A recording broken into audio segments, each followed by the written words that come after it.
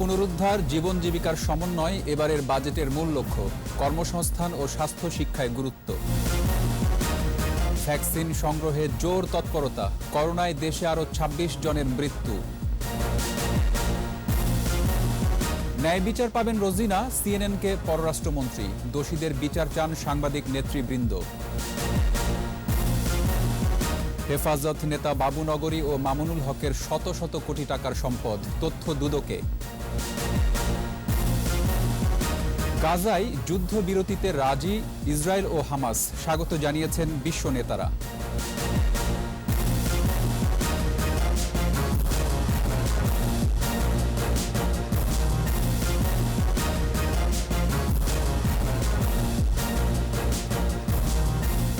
শুনছিলেন first security ইসলামী bank limited সংবাদ শিরোনাম।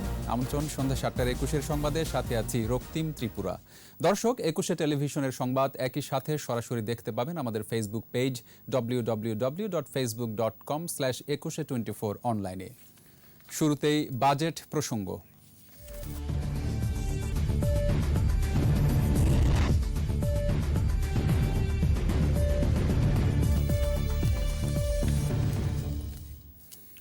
অর্থনীতি পুনরুদ্ধার, স্বাস্থ্য ও শিক্ষা খাতকে ঢেলে সাজানো এবং নতুন কর্মসংস্থান সৃষ্টিই হবে নতুন অর্থ বছরের বাজেটের মূল লক্ষ্য।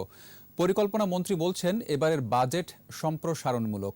গুরুত্ব পাচ্ছে কৃষি, খাদ্য ও সামাজিক নিরাপত্তা সহ অবকাঠামো খাত। তৌহিদুর রহমানের রিপোর্ট। করোনার প্রথম ধাক্কা কাটিয়ে গতি পায় অর্থনীতি। সেই পথে আবারও বাগড়া বাঁধায় দ্বিতীয় ঢেউ। অর্থমন্ত্রী আহম মোস্তফা কামাল আগামী ৩রা জুন প্রস্তাব করবেন করোনাকালের আরও একটি বাজেট। মহামারী মোকাবেলা এবং অর্থনীতির গতি ফেরাতে এবারের বাজেটে নীতি সহায়তার দাবি জানাচ্ছেন ব্যবসায়ী ও অর্থনীতিবিদরা। মাননীয় প্রধানমন্ত্রীকে ধন্যবাদ দিতে চাই যে উনি সময় মতো এই যে ১,০০,০০০ কোটি টাকার উপরে যে প্রণোদনা প্যাকেজটা ২১টা খাতকে দিয়েছিলেন, সেইটার সুফল কিন্তু আজকে আমরা ভোগ করতেছি যে আমাদের অর্থনীতিটা খুব তাড়াতাড়ি ঘুরে দাঁড়িয়েছে। আমরা দেখেছি গত মাস পর্যন্ত ৭০% স্টিমুলাস প্যাকেজ আমাদের ব্যবসায়ীদের হাতে পৌঁছেছে। বাকি ৩০% আজকে প্রায় দীর্ঘ অলমোস্ট ইউ ক্যান সে ১ বছরেরও বেশি এই ৩০% বাকি রয়ে গেল। করোনা মহামারী চোখে আঙ্গুল দিয়ে দেখিয়ে দিয়েছে স্বাস্থ্য খাতের বেহাল দশা। তাই জীবন রক্ষায় এই খাত এবারও গুরুত্ব পাবে। অর্থনীতি পুনরুদ্ধারে সরকারের দেয়া প্রণোদনা এখনও আছে। আসছে বাজেটেও নতুন প্রণোদনা রাখা হচ্ছে।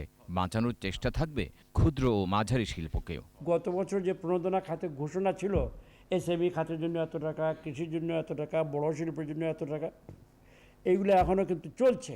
এইটাকে ত্বরান্বিত করার জন্য ব্যাংকগুলোর যারা সিনিয়র এক্সিকিউটিভ আছেন তাদের উপর সরকারের নির্দেশনা আছে।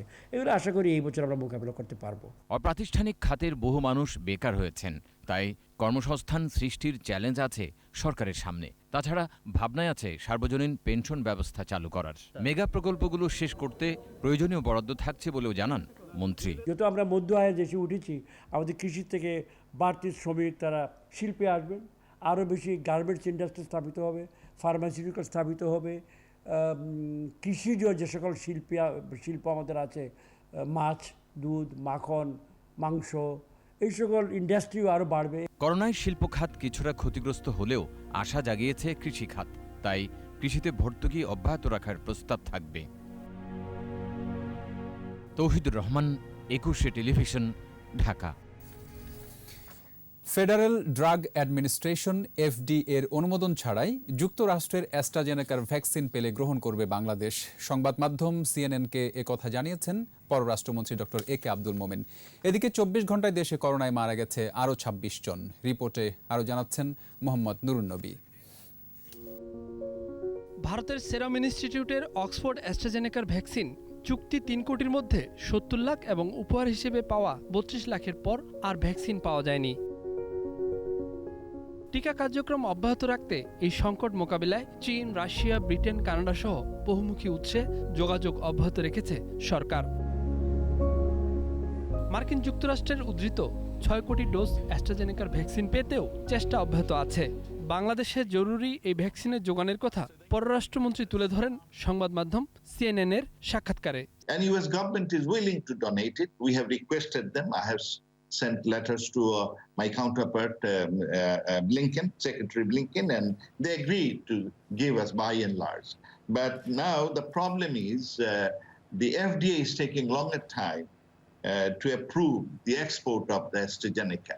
Would you be willing to accept any shipment from the US of the AstraZeneca vaccine, even if it has not been approved by the FDA? We need it desperately. So therefore, if any shipment comes, we will take it right away. জানান পর্যাপ্ত সতর্কতা থাকায় এখনও রোহিঙ্গা ক্যাম্পগুলোতে সংক্রমণ কম, কেউ মারা যায়নি। পর্যাপ্ত ভ্যাকসিন সরবরাহ থাকলে এই মানুষগুলোকেও টিকার আওতায় আনার পরিকল্পনা আছে সরকারের। We could not provide them the vaccine yet, but we have taken very strict preventive actions, healthcare actions. As a result, the fatalities and the infection in the camp is relatively very low. So you're saying but yet we want them to be vaccinated too, and we would just welcome it. এদিকে স্বাস্থ্য অধিদপ্তরের বিজ্ঞপ্তিতে জানানো হয়েছে গেল 24 ঘন্টায় মারা গেছে 26 জন, আর নতুন রোগী শনাক্ত 1504 জন। শনাক্তের হার 8.22। মোহাম্মদ নুরুন নবী, 21 টেলিভিশন, ঢাকা। আইন আইনের গতিতেই চলবে এবং বাংলাদেশের বিচার ব্যবস্থা সম্পূর্ণ স্বাধীন। অনুসন্ধানী সাংবাদিক রোজিনা ইসলাম ন্যায় বিচার পাবেন। মার্কিন সংবাদ মাধ্যম সিএনএনকে এসব কথা জানিয়েছেন পররাষ্ট্রমন্ত্রী doctor A K Abdul Momen. It is under the process of the court, and we don't intervene with the legal system. But that person will get fair judgment. There is no doubt in it, you know. And since it is in the court, we don't talk about it much. But I can assure you, because Bangladesh, the judiciary is very independent, and she will get a fair, you know, the treatment and judgment. Everybody, we don't want anybody to suffer, but you know, the law is law, and we do honor the law. মামলা প্রত্যাহার করে সাংবাদিক রোজিনা ইসলামকে মুক্তি দেওয়ার দাবি জানিয়েছেন সাংবাদিক নেতারা। ঢাকা রিপোর্টার্স ইউনিটির মানববন্ধন কর্মসূচি থেকে বক্তারা বলেন, সরকারের উন্নয়নকে বাধাগ্রস্ত করতে গণমাধ্যমকে মুখোমুখি দাঁড় করাচ্ছেন এক শ্রেণীর দুর্নীতিবাজ আমলা। সাইদুল ইসলামের রিপোর্ট। প্রথম আলোর সিনিয়র রিপোর্টার রোজিনা ইসলামের মুক্তির দাবিতে চতুর্থ দিনের মতো কর্মসূচি পালন করেছে ঢাকা রিপোর্টার্স ইউনিটি। সকালে সেগুনবাগিচায় রিপোর্টার্স ইউনিটির সামনে মানববন্ধনে অংশ নেন গণমাধ্যম কর্মী ও বিভিন্ন সাংবাদিক সংগঠনের নেতারা। আমরা সেই ঘটনার তীব্র নিন্দা জানাচ্ছি। বক্তৃতায় সাংবাদিকরা বলেন, স্বাস্থ্য খাতের দুর্নীতি নিয়ে রিপোর্ট করায় এক শ্রেণীর দুর্নীতিবাজ আমলাদের নির্যাতনের শিকার হন রোজিনা ইসলাম। গত 2 মাসে রোজিনা ইসলামের যতগুলো প্রতিবেদন প্রকাশিত হয়েছে, সেই প্রতিবেদনের এগেনস্টে সরকার কি ব্যবস্থা নিয়েছে? তার মানে আপনারা নিজেদের ডেস্ক থেকে এনে দিয়েছেন। আমরা আশা করি সাংবাদিকদের ঐক্যবদ্ধ আন্দোলনের মধ্য দিয়েই এই সমস্যার সমাধান হবে। সাংবাদিক নেতারা বলেন, রোজিনার মুক্তি না দেয়া পর্যন্ত আন্দোলন চলবে। দুর্নীতিবাজ আমলারা তাদের দুর্নীতি ঢাকার জন্য তারা গুন্ডামি করবে, আর সাংবাদিকতা, অনুসন্ধানী সাংবাদিকতা বন্ধ হবে, সেটি কোনোভাবেই কিন্তু আমরা হতে দেব না। জামিন পেলেই আমাদের এই আন্দোলন থেমে যাবে না। আমরা আন্দোলন অব্যাহত রাখবো। এই মামলা প্রত্যাহার করতে হবে এবং রোজিনা ইসলামকে যারা হয়রানি এবং নির্যাতনের সঙ্গে জড়িত তাদের দৃষ্টান্তমূলক বিচার করতে হবে। আমাদের সন্তোষজনক ব্যাখ্যা যদি সরকারের তরফ থেকে না পাই, তাইলে দুর্বার আন্দোলন গড়ে তুলবো আমরা। নিরপেক্ষ ও সুষ্ঠু তদন্তের মাধ্যমে দোষীদের শাস্তির আওতায় আনারও দাবি জানান সাংবাদিক নেতারা। আমরা ঘরে ফিরছি না এমন। সাইদুল ইসলাম, 21 টেলিভিশন, ঢাকা। পাকিস্তান এবং মধ্যপ্রাচ্যের বিভিন্ন দেশে বাড়ি, দোকানসহ বিপুল সম্পদ গড়েছেন হেফাজত নেতা জুনায়েদ বাবুনগরী ও মামুনুল হক। নামে বেনামে বিভিন্ন দেশের ব্যাংকে টাকাও জমা করেন তারা। কথিত তালেবান রাষ্ট্র কায়েমে সহিংস রাজনীতি করা এই দুই উগ্রপন্থীর শত শত কোটি টাকার সম্পদ আছে বলে প্রাথমিকভাবে নিশ্চিত হয়েছে দুর্নীতি দমন কমিশন দুদক। বিস্তারিত জানাচ্ছেন দীপু সারওয়ার। তাণ্ডব, সহিংসতা আর লুটপাটের নির্দেশদাতা হিসেবে আলোচিত জুনায়েদ বাবুনগরী ও মামুনুল হকের সম্পদের উৎস খুঁজতে কাজ শুরু করেছে দুদকের অনুসন্ধান টিম। এই দুই নেতার সম্পদ শুধু দেশেই নয়, সংযুক্ত আরব আমিরাত, সৌদি আরব, পাকিস্তান, বাহরাইন ও কাতারেও ছড়িয়ে ছিটিয়ে আছে বলে প্রাথমিক তথ্য পেয়েছে দুদক। সেখানে মামুনুল ও জুনায়েদ বাবুনগরীর 18টি দোকান, 3টি বাড়ি, 4টি হজ এজেন্সি, 5টি গাড়ির যন্ত্রাংশের দোকান, 26টি লরি সহ আরও বেশ কিছু সম্পদের তথ্য পেয়েছে দুদক। এছাড়া এসব দেশের ব্যাংকেও জমা আছে তাদের শত শত কোটি টাকা। দুদক বলছে, মামুনুল, জুনায়েদ সহ হেফাজতের অর্ধশত নেতার অবৈধ সম্পদ নিয়ে কাজ শুরু হয়েছে। সংগঠনের তহবিল বিভিন্ন মাদ্রাসা, এতিমখানা ও ইসলামী প্রতিষ্ঠানের কোটি কোটি টাকা এবং ধর্মীয় কাজের জন্য আসা বিদেশি সহায়তাও আত্মসাৎ করেছেন বাবুনগরী মামুনুল। এরই মধ্যে বিষয়টি অনুসন্ধানে 6 সদস্যের কমিটি করেছে দুদক। হেফাজত ব্যাপারে আমরা কমিটি করে দিয়েছি, আলোচনা করতেছে, দেখতেছে যে তদন্ত যখন লাগবে, যাকে যা লাগবে তখন তা করবে। যাকে জিজ্ঞেস করা দরকার জিজ্ঞেস করবে, যাকে জিজ্ঞেস না করা দরকার তাকে জিজ্ঞেস করবে না। যার ডকুমেন্ট দেখলে সন্তুষ্ট হবে। দুদকের এই কমিশনার জানান, মামুনুল, জুনায়েদের দেশ বিদেশের সম্পদ গুরুত্ব দিয়ে খতিয়ে দেখা হচ্ছে। আপনারা জানেন লকডাউনে আছে, আমরা অফিস করছি না, অফিসে আসার নিয়ম নাই আমাদের, তবু আমরা অফিসে আসি। বিশেষ বিশেষ কাজ কিছু থাকে, করতে হয়। আমি আজকে চেয়ারম্যান সাহেব আসছেন, আমি আসি, আমি আসতেছি তো। এরই মধ্যে মামুনুল বাবুনগরী সহ হেফাজত নেতাদের ব্যাংক হিসাবের তথ্য সংগ্রহ করেছে Bangladesh financial intelligence unit BFIU। Dipu Sarwar, 21 television, Dhaka. নিচ্ছি প্রিমিয়ার ব্যাংক লিমিটেড সংবাদ বিরতি। নো মাস্ক নো সার্ভিস বিধি মেনে চলুন, সুস্থ থাকুন। যখন ফিরছি তখন অন্যান্য খবরের সঙ্গে আরও থাকবে। আরেক দফা বাড়ল ভোজ্য তেলের দাম, চড়া পেঁয়াজ সবজির বাজার, মাছ মুরগিতে স্বস্তি। আবারও আমন্ত্রণ সন্ধ্যা 7টার 21 সংবাদে। সুশাসনের স্বার্থে অপরাধী যেই হোক তাকে আইনের আওতায় আনা হচ্ছে বলে জানিয়েছেন আওয়ামী লীগ সাধারণ সম্পাদক ওবায়দুল কাদের।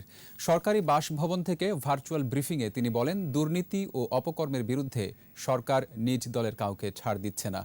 গণমাধ্যমের উপর সরকারের আঘাত প্রসঙ্গে বিএনপি মহাসচিবের বক্তব্যের জবাবে ওবায়দুল কাদের বলেন, বিএনপির দুর্নীতি ঢাকতে সাংবাদিকদের হত্যা ও নির্যাতন করা হয়েছিল।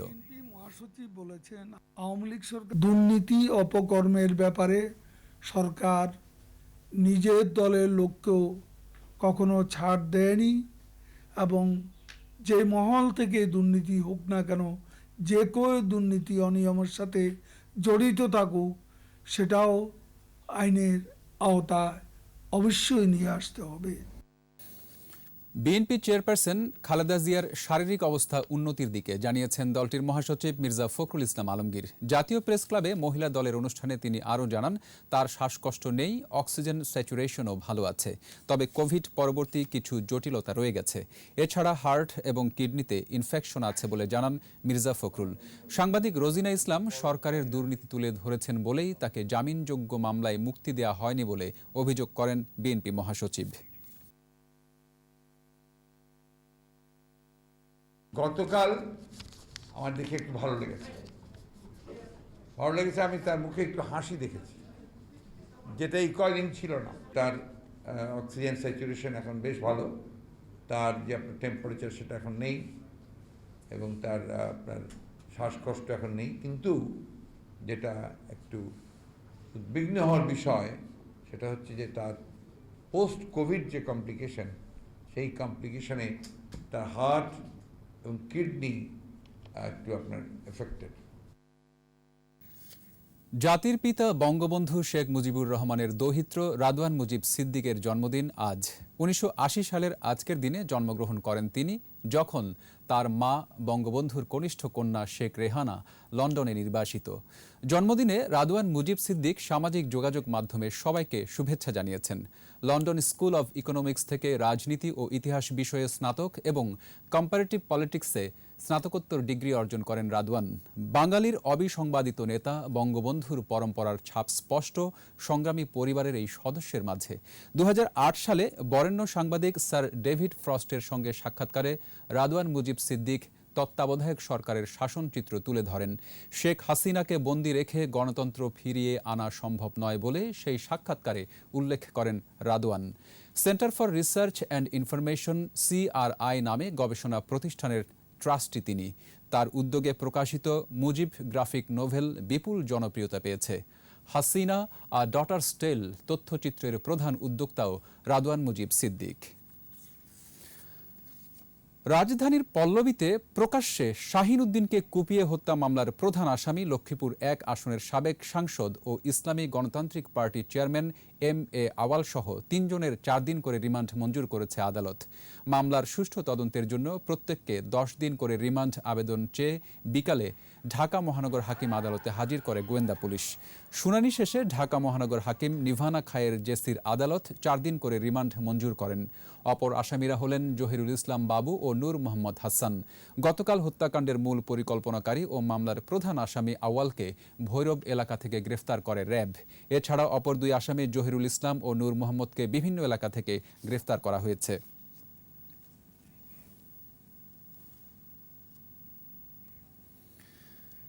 মানসিক প্রশান্তি খুঁজতে মেডিটেশন দিনে দিনে জনপ্রিয় হয়ে উঠছে।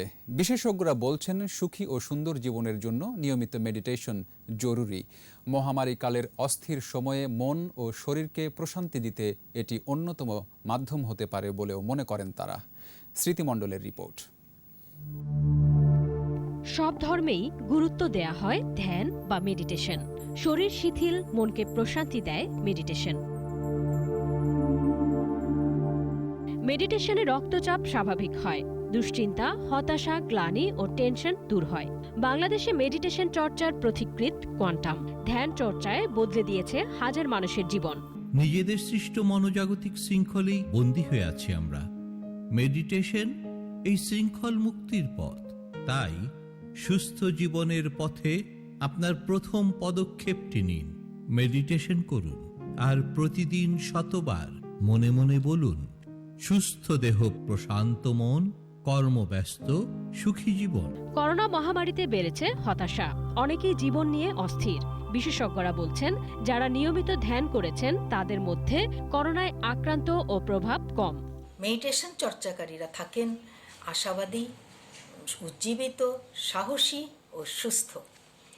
একজন মেডিটেটর বা ধ্যানীর অন্তর্গত শুভ শক্তি বা কল্যাণ শক্তি জাগ্রত হয়, ফলে তিনি মানবিক আচরণ করেন, তিনি নিঃস্বার্থ সেবায় নিজেকে নিয়োজিত রাখেন। নিয়মিত মেডিটেশন সুস্থ, সবল, সুখী জীবন এবারের মেডিটেশন দিবসের প্রতিপাদ্য। মেডিটেশনে ব্যক্তির ইতিবাচক পরিবর্তন ঘটায়। স্মৃতিমণ্ডল, একুশে টেলিভিশন, ঢাকা। দৃষ্টি ফেরানো যাক বাজার মূল্যের দিকে। আবারও বাড়ল ভোজ্য তেলের দাম। গত সপ্তাহের তুলনায় লিটার প্রতি বেড়েছে ৫ থেকে ১২ টাকা। দাম চড়া পেঁয়াজ ও সবজির, তবে বোরো ধান ওঠার সাথে চালের দাম কমতে শুরু করেছে। মাছ, মুরগির দরেও স্বস্তিতে ক্রেতা।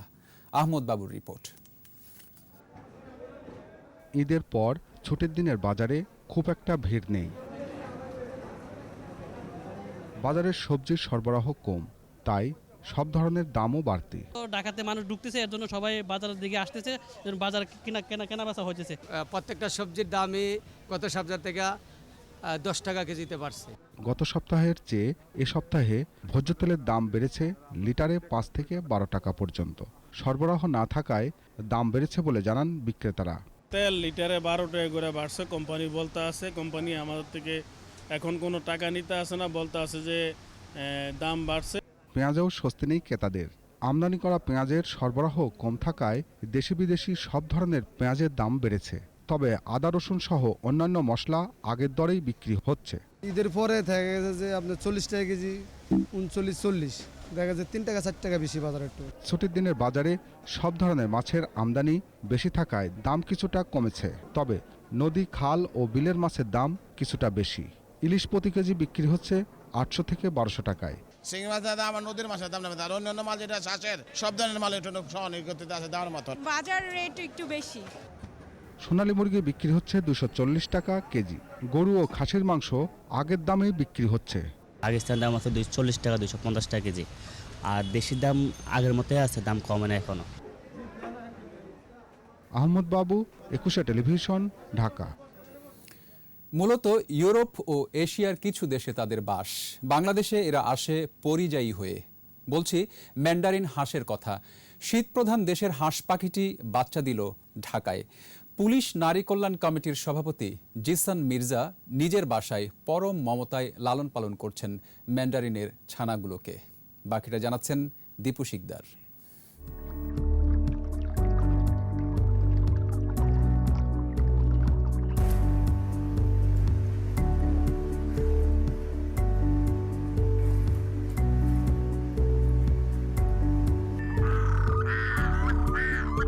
ম্যান্ডারিন হাঁস সুন্দরী হাঁস হিসেবেই পরিচিত। পুরুষ ম্যান্ডারিন হাঁস দারুণ রংচঙা, তবে নারী প্রজাতি একেবারেই সাদামাটা, বাদামি রঙের হয়ে থাকে। ইউরোপ ও এশিয়ার কিছু দেশে এদের বাস। যুক্তরাজ্য, Ireland, France, Germany, Russia, Slovenia, চীন, জাপান ও কোরিয়ায় এদের বাস। তাদের প্রজনন ক্ষেত্র বিশেষ কিছু এলাকা। ঢাকায় পুলিশ ভবনে শখের বশে পরম মমতায় ম্যান্ডারিন হাঁস পালন করেন পুলিশ নারী কল্যাণ কমিটির সভানেত্রী জিসান মির্জা। এই প্রথম ম্যান্ডারিন হাঁস ভিন্ন পরিবেশে ডিম দেয়। সেই ডিম থেকে ফুটেছে 5টি ম্যান্ডারিন ছানা। সুস্থ আছে মায়াবী চোখের ছানাগুলো। ওদের মেইনলি খুব পানি লাগে, ওরা স্বাধীন জায়গা থাকতে পছন্দ করে। অনেকের কাছে আছে আমার মনে হয় বাংলাদেশে ম্যান্ডারিন। আমি জানি না যে কারোর এখনো পর্যন্ত কোথাও বাচ্চা ফুটেছে কিনা। জন্মের সাথে সাথে ওরা ওর মায়ের কাছ থেকে নেমে সোজা পানির মধ্যে জাম্প করেছিল। শুধু ম্যান্ডারিনে নয়, পশু পাখির প্রতি তার অসীম ভালোবাসা। আরও বেশ কয়েক প্রজাতির পাখি পালন করেন তিনি। শখের বশে পালতে যে জন্য কখনো কাউকে কষ্ট না দেয়, এই জিনিসটা আমি সবসময় খেয়াল করি। তো আমি এই জন্য চেষ্টা করি যে যাকে আমার মনে হয় যে না ও আমার কাছে থেকে কমফোর্টেবল ফিল করছে না, তখনই আমি তাদের ছেড়ে দিই। পশু পাখির প্রতি ভালোবাসা নিয়ে এগিয়ে আসতে সবার প্রতি আহ্বান জানান এই পাখি প্রেমী। দীপু শিকদার, 21 টেলিভিশন, ঢাকা। নিচ্ছি প্রিমিয়ার ব্যাংক লিমিটেড সংবাদ বিরতি। নো মাস্ক নো সার্ভিস বিধি মেনে চলুন, সুস্থ থাকুন। যখন ফিরছি তখন অন্যান্য খবরের সঙ্গে আরও থাকবে। ভারতে করোনায় 24 ঘন্টায় শনাক্ত 2,59,500, মৃত্যু 4,200। আবারও আমন্ত্রণ সন্ধ্যা 7:21 সংবাদে। তৃতীয় দিনের মতো দিনাজপুরের হিলি ইমিগ্রেশন চেকপোস্ট দিয়ে দেশে ফিরেছেন ভারতে আটকে পড়া বাংলাদেশিরা। সকালে এনওসি ও করোনা নেগেটিভ সনদ নিয়ে তারা এই চেকপোস্ট দিয়ে দেশে ফিরতে শুরু করেন। ফেরত আসাদের ইমিগ্রেশন, কাস্টমস ও স্বাস্থ্য পরীক্ষা করে স্থানীয় আবাসিক হোটেলে 14 দিনের প্রাতিষ্ঠানিক কোয়ারেন্টাইনে পাঠানো হয়। গত দুদিনে এই পথ দিয়ে মোট 58 জন যাত্রী দেশে ফিরেছেন। তাদের মধ্যে অসুস্থ হওয়ায় 8 জনকে রংপুর ও দিনাজপুর মেডিকেল কলেজ হাসপাতালে পাঠানো হয়। 50 জনকে স্থানীয় 3টি আবাসিক হোটেলে 14 দিনের প্রাতিষ্ঠানিক কোয়ারেন্টাইনে রাখা হয়েছে।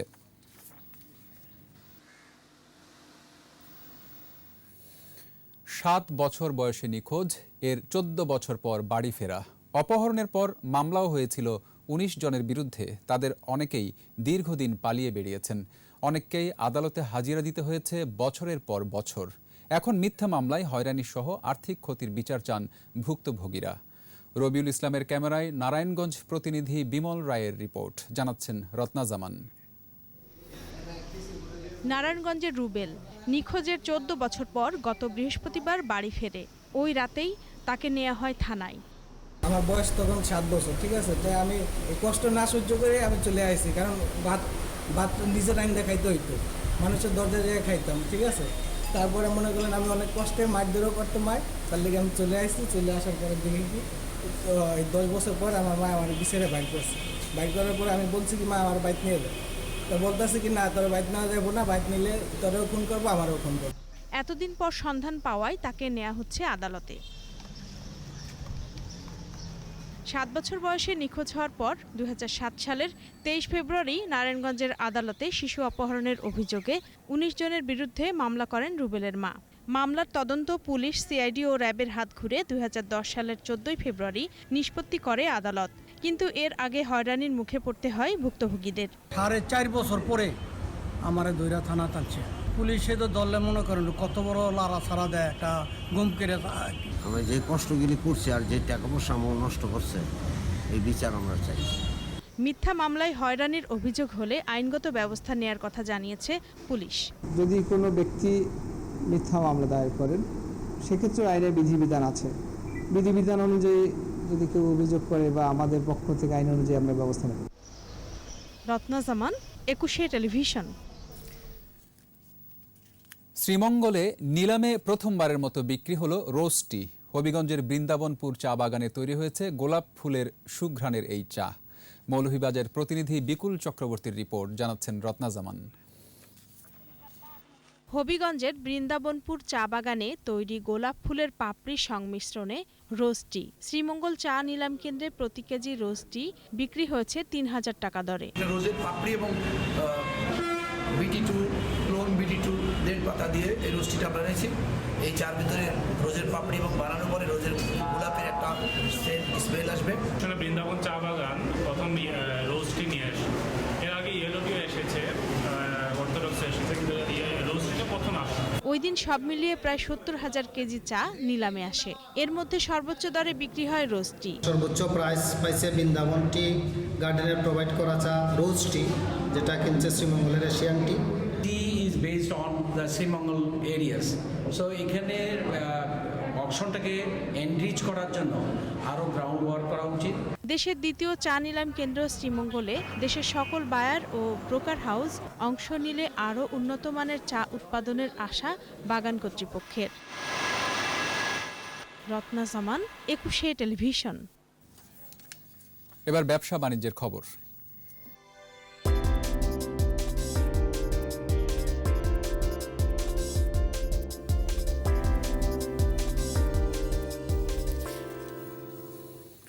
করোনায় ক্ষতিগ্রস্ত দরিদ্র জনগোষ্ঠীর দক্ষতা উন্নয়ন ও কর্মসংস্থানের সহায়তা করতে ৬০ কোটি মার্কিন ডলার ঋণ দিচ্ছে বিশ্বব্যাংক। বাংলাদেশি মুদ্রায় যা প্রায় ৫,১০০ কোটি টাকা। বিশ্ব ব্যাংকের এক সংবাদ বিজ্ঞপ্তিতে বলা হয়, দুটি প্রকল্পের আওতায় বাংলাদেশ এ ঋণ পাচ্ছে। ৫ বছরের গ্রেস পিরিয়ড সহ ৩০ বছরে অনুমোদিত ঋণ পরিশোধ করতে হবে। বিশ্বব্যাংক জানায়, তরুণ, নারী ও সুবিধাবঞ্চিত মানুষের কর্মসংস্থান এবং জীবিকার সুযোগ উন্নত করতে ঋণের অর্থ ব্যয় হবে। ক্ষুদ্র ব্যবসায়ী, বিদেশ ফেরত কর্মী সহ প্রায় ১৭.৫ লাখ দরিদ্র ও ঝুঁকিপূর্ণ জনগোষ্ঠী অনুমোদিত ঋণের সুবিধা ভোগ করবে বলে আশা বিশ্বব্যাংকের। আর এরই সাথে শেষ করছি সন্ধ্যা ৭টার ২১ সংবাদ। যাবার আগে ফার্স্ট সিকিউরিটি ইসলামী ব্যাংক লিমিটেড সংবাদ শিরোনামগুলো আরও একবার। অর্থনীতি পুনরুদ্ধার, জীবন জীবিকার সমন্বয় এবারের বাজেটের মূল লক্ষ্য। কর্মসংস্থান ও স্বাস্থ্য শিক্ষায় গুরুত্ব। ভ্যাকসিন সংগ্রহে জোর তৎপরতা, করোনায় দেশে আরও ২৬ জনের মৃত্যু। ন্যায় বিচার পাবেন রোজিনা, সিএনএনকে পররাষ্ট্রমন্ত্রী। দোষীদের বিচার চান সাংবাদিক নেতৃবৃন্দ। হেফাজত নেতা বাবুনগরী ও মামুনুল হকের শত শত কোটি টাকার সম্পদ, তথ্য দুদকে। গাজায় যুদ্ধবিরতিতে রাজি ইসরায়েল ও হামাস, স্বাগত জানিয়েছেন বিশ্ব নেতারা।